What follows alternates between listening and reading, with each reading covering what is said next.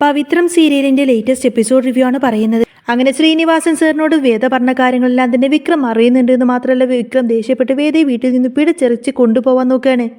അന്നേരം സുധാകര മാഷി ഇത് കണ്ടിട്ട് വിടടാ, ആ കുട്ടിയുടെ കയ്യിൽ നിന്ന് വിടടാ എന്നൊക്കെ പറഞ്ഞ് വിക്രമിനോട് ദേഷ്യപ്പെടുന്നുണ്ട്. അന്നേരം മാഷിന്റെ മുഖത്ത് നോക്കിയിട്ട് വിക്രം തക്ക മറുപടി കൊടുക്കുന്നുണ്ട്. ഇവൾ ഈ വീട്ടിൽ നിന്ന് നിൽക്കണോ വേണ്ടയോ എന്ന് തീരുമാനിക്കേണ്ടത് ഞാനാണെന്നൊക്കെ പറഞ്ഞുകൊണ്ടായിരിക്കട്ടെ വേദയെ പിടിച്ചു വലിച്ച് കൊണ്ടുപോകുന്നത്. എന്നാൽ വിക്രം മാഷിന്റെ മുഖത്തരിച്ചതുപോലെ അങ്ങനെ ധിക്കാരം പോലെ പറഞ്ഞത് കേട്ടിട്ട് സുധാകര മാഷിന് വല്ലാത്ത വിഷമാവുന്നുണ്ട്. വിക്രം ഏതായാലും ഭയങ്കര ദേഷ്യത്തിലായിരിക്കും. അതുകൊണ്ട് തന്നെ വേദിനെ പിടിച്ചു വലിച്ച് നേരെ പുറത്തേക്ക് അങ്ങ് കൊണ്ടുവന്ന് നിർത്തുന്നുണ്ട്. എന്നാൽ ഇത് കണ്ടിട്ട് ഒന്നും മനസ്സിലാവാത്ത ശ്രീജയും അതുപോലെ നന്ദിനിയും വിനായകനും എല്ലാവരും തന്നെ പുറകെ വരും. ഇവരുടെ സംസാരവും ബഹളവും എല്ലാം കേട്ടുകൊണ്ട് തന്നെ നേരത്തെ വാതിലടച്ചിരുന്ന കമലമ്മ പോലും പുറത്തേക്ക് വരുന്നുണ്ട്. വിക്രം ഏതായാലും വേദയെ പുറത്തേക്ക് കൊണ്ടുവന്നതിന് ശേഷം ഉന്തി തള്ളി അങ്ങ് ഇടും. എന്നിട്ട് പറഞ്ഞിട്ട് നിന്നെ ഏതായാലും ഇനി ചുമന്നുകൊണ്ട് നടക്കാനൊന്നും ഞാൻ ഉദ്ദേശിച്ചിട്ടില്ല. നിനക്ക് ഏതായാലും നിന്റെ വീട്ടിലേക്ക് പോവാം, ഇറങ്ങി പോവാൻ വിടുന്നതെന്നൊക്കെ പറഞ്ഞുകൊണ്ട് തന്നെ വേദയോട് ദേഷ്യപ്പെട്ടാണ് വിക്രം. വേദക്കാണെങ്കിൽ ഒന്നും തന്നെ മനസ്സിലാവുന്നില്ല. വേദ ചോദിക്കുന്നതിന് എന്താ വിക്രം, എന്ത് പറ്റി, എന്തായി കാണിക്കുന്നതെന്നൊക്കെ ചോദിക്കുന്ന സമയത്തിന് വിക്രം ദേഷ്യത്തോടെ പറയുന്നുണ്ട്, എടി നീ എന്നെയും ശ്രീനിവാസൻ സാറേയും തമ്മിൽ പിരിക്കാൻ നോക്കാനോടി? നീ എന്ത് ധൈര്യത്തിലാടി ശ്രീനിവാസൻ സാറിന്റെ വീട്ടിൽ പോയിട്ട് അങ്ങനെയൊക്കെ സംസാരിച്ചത്? അന്നേരം വേദ ചോദിക്കുന്നത്, നിങ്ങൾക്ക് ഇഷ്ടമുള്ള മാത്രം കാര്യങ്ങൾ ചെയ്യാനുള്ള ആളൊന്നുമല്ലല്ലോ ഞാൻ എനിക്ക് ശരിയെന്ന് തോന്നുന്ന കാര്യങ്ങൾ മാത്രമാണ് ചെയ്തത്. എൻ്റെ ഭർത്താവിനെ നല്ല രീതിക്ക് നടത്തുക എന്നുള്ളത് എൻ്റെ കടമയാണ്. അതിനു വേണ്ടിയിട്ടുള്ള കാര്യങ്ങളെ ഞാൻ ചെയ്തിട്ടുള്ളൂ. അതിനു വേണ്ടിയിട്ടുള്ള കാര്യങ്ങൾ മാത്രമേ ഞാൻ അദ്ദേഹത്തിനോട് പറഞ്ഞിട്ടുള്ളൂ എന്നൊക്കെ പറയാണ് വേദ. അന്നേരം വിക്രത്തിനങ്ങ് ദേഷ്യം വരാണ്. വിക്രം ചോദിക്കുന്നത്, നീ എന്ത് പറഞ്ഞു എന്നാണ് ഈ പറയുന്നത്? ശരിക്കും എന്നെ ശ്രീനിവാസൻ സാറിനെയും തമ്മിൽ തെറ്റിക്കാൻ രീതിയില്ല അങ്ങനെയുള്ള വർത്താനല്ലേ നീ പറഞ്ഞിട്ട് പോകുന്നത് എന്നൊക്കെ ചോദിച്ചുകൊണ്ട് തന്നെ വിക്രത്തിനങ്ങ് ദേഷ്യം വന്നിട്ട് വേദയെ അടിക്കാൻ വേണ്ടിയിട്ട് അങ്ങ് കയ്യോങ്ങും. അന്നേരം വേദക്ക് ദേഷ്യം വരുന്നുണ്ട്. വേദ വിട്ടുകൊടുക്കുന്നില്ല. വേദ പറഞ്ഞത്, ഞാൻ അങ്ങനെ ആരെയും തല്ലിപ്പിരിക്കാനൊന്നും പറഞ്ഞിട്ടില്ല. ഞാൻ നല്ല രീതിയിൽ തന്നെ അദ്ദേഹത്തിനോട് സംസാരിച്ചിട്ടുള്ളൂ. നിങ്ങളെ നല്ല രീതിയിൽ തന്നെ വിട്ടുതരാൻ മാത്രമേ ഞാൻ ശ്രീനിവാസൻ സാറോട് സംസാരിച്ചിട്ടുള്ളൂ.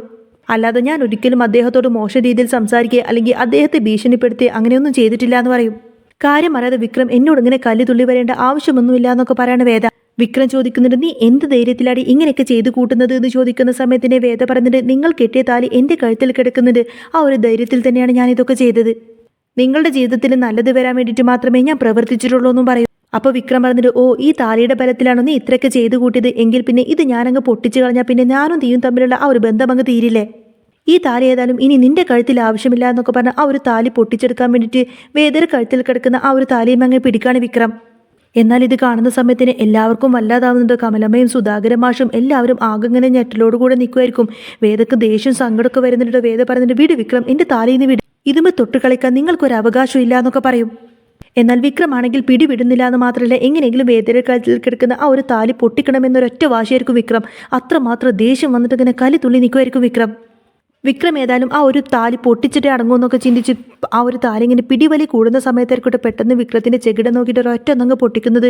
വിക്രം ഇങ്ങനെ തിരിഞ്ഞു നോക്കുന്ന സമയത്തിന് വന്നിരിക്കുന്നത് ശ്രീനിവാസൻ സാറായിരിക്കും. ഈ ഒരു കാഴ്ചയും കണ്ടുകൊണ്ടായിരിക്കട്ടെ ശ്രീനിവാസൻ സാറും ഭാര്യയും അങ്ങോട്ടേക്ക് വരുന്നത്. വിക്രമിന്റെ വീട്ടിലേക്ക് വന്നിട്ട് കാര്യങ്ങളൊക്കെ വിക്രമിനെ പറഞ്ഞ് മനസ്സിലാക്കാമെന്നൊക്കെ ചിന്തിച്ചുകൊണ്ടായിരുന്നു അവർ അങ്ങോട്ടേക്ക് വന്നിരുന്നത്. വിക്രമിന് ദേഷ്യത്തിൽ വേദയോടൊന്നും ചെയ്യരുത്, വേദയെ ഒരിക്കലും അവിടെ നിന്നും ഇറക്കി വിടരുത്, വിക്രമിനെ കാര്യങ്ങളൊക്കെ പറഞ്ഞ് മനസ്സിലാക്കാമെന്നൊക്കെ ചിന്തിച്ച് അവർ നേരിട്ട് വന്നപ്പോൾ കാണുന്ന കാഴ്ച ഇതായിരുന്നു. പെട്ടെന്ന് ശ്രീനിവാസൻ സാർ വന്നിട്ട് തൻ്റെ കർണത്തങ്ങ് അടിക്കുന്നതോടുകൂടി തന്നെ വിക്രം തിരിഞ്ഞു നോക്കുന്ന സമയത്തിനെ കാണുന്നത് ശ്രീനിവാസൻ സാറായിരിക്കും. ഒരു ഞെട്ടലോടെ ഒരു ഷോക്ക് എടുത്തതുപോലെ വിക്രം ഇങ്ങനെ നോക്കി നിൽക്കുകയാണ്. ശ്രീനിവാസൻ സാർ ഇങ്ങനെ വിക്രമിനോട് ചോദിക്കുന്നുണ്ട്, എടാ നീ എന്തായി കാണിച്ചത്? ഈ താലിയുടെ മഹത്വം എത്രമാണെന്ന് നിനക്കറിയോ? ഈ താലിയുടെ പവിത്രത എത്രമാത്രമാണെന്ന് നിനക്കറിയോ? എന്നിട്ട് അതുപോലും മൈൻഡ് ചെയ്യാതെ നീ എത്ര ലാഘവത്തോടു കൂടിയാണ് ആ താലി പൊട്ടിച്ചെറിയാൻ നോക്കിയത് എന്നൊക്കെ ചോദിക്കും. ഈ താലിയുടെ ബലത്തിലല്ലേ ആ കുട്ടിയുടെ താമസിക്കുന്നതൊക്കെ ശ്രീനിവാസൻ സാർ ചോദിക്കുന്ന സമയത്തിന് വിക്രത്തിന് ദേഷ്യമൊന്നും മാറാണ്. വിക്രം പറയുന്നുണ്ട്, എന്നാലും ഇവള് സാറിന്റെ വീട്ടിലേക്ക് വന്നിട്ട് സാറിനോട് എത്രമാത്രം ധിക്കാരത്തോടെയാണ് ഇവൾ സംസാരിച്ചത്? അതെല്ലാം ഈ താലിയുടെ ബലത്തിലല്ലേ? എൻ്റെ ഭാര്യയാണെന്നുള്ള അധികാരം വെച്ചുകൊണ്ടല്ലേ സാറിനോട് അവൾ അങ്ങനെ മോശം രീതിയിലൊക്കെ സംസാരിച്ചത്? അതുകൊണ്ട് ഇനി ഏതായാലും അവൾക്ക് ആ അധികാരം വേണ്ട, അതുകൊണ്ട് തന്നെയാണ് ഞാൻ ഈ താലി വെട്ടിച്ച് കളയുന്നത് എന്നൊക്കെ പറയും. അന്നേരം ശ്രീനിവാസൻ സാർ ചോദിക്കുന്നുണ്ട്, എന്ത് സംസാരിച്ചെന്ന്? അല്ല വേദ എന്നോട് എന്ത് ധിക്കാരം പറഞ്ഞു എന്നാ നീ ഈ പറയുന്നത്?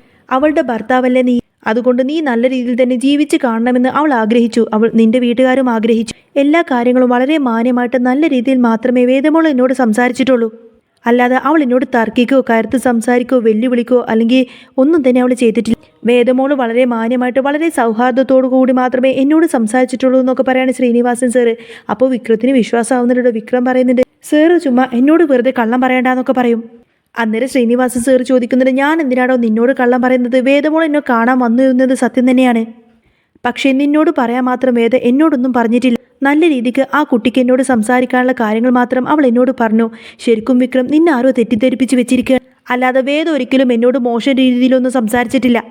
പിന്നെ വേദമോൾ ഒരിക്കലും അങ്ങനെ ചെയ്യില്ല. നല്ല പഠിപ്പും വിദ്യാഭ്യാസമുള്ള കുട്ടിയല്ലേ അവള്. അങ്ങനെ മോശ രീതിയിൽ അവൾ സംസാരിക്കുന്ന പെരുമാറുന്നു എന്ന് എനിക്ക് തോന്നുന്നുണ്ട്. അവളുടെ മനസ്സിൽ ഒരു കാര്യം തോന്നിയത് അവൾ അത് നല്ല രീതിയിൽ തന്നെ എന്നോട് അവതരിപ്പിച്ചു, എന്നോട് സംസാരിച്ചു. അല്ലാതെ അവൾ ഒരിക്കലും അത് അവളുടെ മനസ്സിൽ കൊണ്ടു നടക്കുന്നല്ലോ ചെയ്തത്.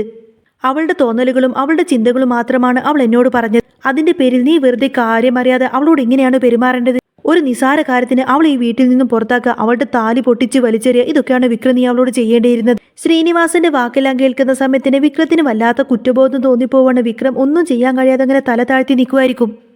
എന്നാൽ ശ്രീനിവാസന്റെ ഈ ഒരു പ്രകടനമെല്ലാം കാണുന്ന സമയത്തിന് വേദ വല്ലാതെ അങ്ങ് തെറ്റിദ്ധരിച്ചു പോവാണ്. വേദ ചിന്തിക്കുന്നത് ഇത് ശരിക്കും ശ്രീനിവാസന്റെ ഒരു ഡ്രാമയാണെന്നായിരിക്കും. വേദ ചിന്തിക്കുന്നത് വിക്രത്തിന്റെ മനസ്സിൽ ശ്രീനിവാസൻ ഒരു നല്ല ആളാണെന്ന് വരുത്തി തീർക്കാൻ വേണ്ടിയിട്ട് ശ്രീനിവാസൻ തന്നെ ഈ കാര്യങ്ങളൊക്കെ വിക്രമിനോട് പറഞ്ഞു. അതിനുശേഷം വേദയുടെ വീട്ടിലേക്ക് വേദക്കൊരു രക്ഷകനായിട്ട് തന്നെ ശ്രീനിവാസൻ സാർ വരും. ഏതായാലും വേദ വല്ലാതെ ശ്രീനിവാസനെ ഇങ്ങ് തെറ്റിദ്ധരിക്കാണ്. അതുകൊണ്ട് തന്നെ ആ ഒരു രീതിയിലായിരിക്കും വേദ പിന്നീട് അവരോട് സംസാരിക്കുന്നത്. വേദ പറഞ്ഞിട്ട് എന്തായാലും നന്നായി സർ, സാറിന്റെ പ്രകടനം. എന്റെ താലി കാത്തു സൂക്ഷിക്കാൻ വേണ്ടിയിട്ട് സർ ഇത്രമാത്രം ദൂരം നേരിട്ട് വന്നത് നന്നായി. പക്ഷേ ഇങ്ങനൊരു ഡ്രാമ വിക്രമിനോടൊപ്പം ചേർന്നുകൊണ്ട് നിങ്ങൾ കളിച്ചു കഴിഞ്ഞാൽ ഞാൻ വിശ്വസിക്കുമെന്നൊന്നും നിങ്ങൾ വിചാരിക്കണ്ട. ഒരു പക്ഷേ നിങ്ങൾ ഈ പറയുന്നതെല്ലാം തന്നെ വിക്രം വിശ്വസിച്ച് കാണും. പക്ഷേ ഞാൻ നിങ്ങളോട് വന്ന് സംസാരിച്ച കാര്യങ്ങളെല്ലാം തന്നെ നിങ്ങൾ വിക്രമിനോട് പറഞ്ഞു കൊടുത്തിട്ട് നിങ്ങൾ തന്നെ ഇവിടെ രക്ഷകനായിട്ട് വന്നിട്ടുണ്ടെങ്കിൽ നിങ്ങളുടെ മനസ്സിൽ ഒരു പക്ഷേ എന്തെങ്കിലും ഒരു ഗൂഢ ലക്ഷ്യം കാണും. ഏതായാലും നിങ്ങളുടെ ലക്ഷ്യമെല്ലാം തന്നെ എനിക്ക് മനസ്സിലാവുന്നുണ്ട് എന്നൊക്കെ പറയാണ് വേദ. എന്നാൽ ശ്രീനിവാസൻ സാറോട് ഇങ്ങനെ സംസാരിക്കുന്നത് കേട്ടിട്ട് വിക്രത്തിന് അങ്ങ് ദേഷ്യം വരാണ്ട് വിക്രം വേദയോട് പറഞ്ഞിട്ട് നിർത്തടി നിന്റെ സംസാരം, മതി സംസാരിച്ചത്, നിന്റെ വായടക്കുക എന്നൊക്കെ പറയും. അന്നേരം ശ്രീനിവാസൻ സാർ വിക്രമിനെ അടക്കി നിർത്താൻ വേണ്ട വിക്രം നീ ഒന്നും പറയണ്ടെന്ന് പറയും. എന്നിട്ട് വേദയോട് പറഞ്ഞിട്ട് വേദേ നീ എങ്ങനെ വിചാരിച്ചാലും എനിക്കൊരു കുഴപ്പമില്ല. ഞാൻ ഒരിക്കലും നിന്നെ പറ്റിയിട്ടോ അല്ലെങ്കിൽ വിക്രത്തിനോടൊന്നും തന്നെ പറഞ്ഞിട്ട് വിക്രം ഈ കാര്യങ്ങളൊക്കെ ആര് പറഞ്ഞിട്ടാണെന്ന് അറിഞ്ഞതെന്നൊന്നും എനിക്കറിയില്ല. അതൊക്കെ നീ അവനോട് തന്നെ ചോദിക്കണം. പിന്നെ ഞാനിപ്പോൾ എൻ്റെ ഭാര്യയും കൂട്ടിയിട്ട് ഇങ്ങോട്ടേക്ക് വന്നത് വിക്രം ഈ ഒരു സത്യമെല്ലാം മനസ്സിലാക്കിയതിന് ശേഷം നിന്നോട് നല്ല രീതിയിലായിരിക്കില്ലേ വിക്രം പെരുമാറുന്നതെന്ന് എനിക്ക് മനസ്സിലായി. അപ്പോൾ അതൊന്ന് അവനെ പറഞ്ഞ് മനസ്സിലാക്കാൻ വേണ്ടി മാത്രമാണ് ഞാൻ എൻ്റെ ഭാര്യയെ കൂട്ടിയിട്ട് ഇങ്ങോട്ടേക്ക് വന്നത്. ഇന്നേ വരെ ഞാൻ വിക്രത്തിന് നല്ലത് മാത്രമേ ചെയ്തിട്ടുള്ളൂ. അവൻ ഇനിയും എൻ്റെ കൂടെ നടന്നിട്ട് അവൻ്റെ ജീവിതം നശിക്കാണെന്ന് നിങ്ങൾക്ക് തോന്നുകയാണെങ്കിൽ ഇനി മുതൽ വിക്രത്തിൻ്റെ വഴി സ്വീകരിക്കാം. ഈ കാര്യങ്ങളൊക്കെ ഞാൻ എന്നോ വിക്രത്തിനോട് പറഞ്ഞതായിരുന്നു. ഞാൻ ഒരിക്കലും വിക്രത്തിനെ എൻ്റെ അടുത്ത് പിടിച്ചു വെച്ചിട്ടൊന്നുമില്ല. അവൻ ഇങ്ങനൊരു ജീവിതം മതിയെന്നൊക്കെ പറഞ്ഞ് അവനായിട്ട് എൻ്റെ അടുത്തേക്ക് അണഞ്ഞുകൂടിയതാണ്. ഇന്നേ വരെ ഞാൻ ഒരിക്കലും അവന് പ്രഷർ കൊടുത്തിട്ടില്ല. എൻ്റെ കൂടെ നിൽക്കണമെന്നോ അല്ലെങ്കിൽ ഇങ്ങനെ ചെയ്യണമെന്നൊക്കെ പറഞ്ഞ് ഞാൻ ഒരിക്കലും അവനെ സ്വാധീനിച്ചിട്ടില്ല.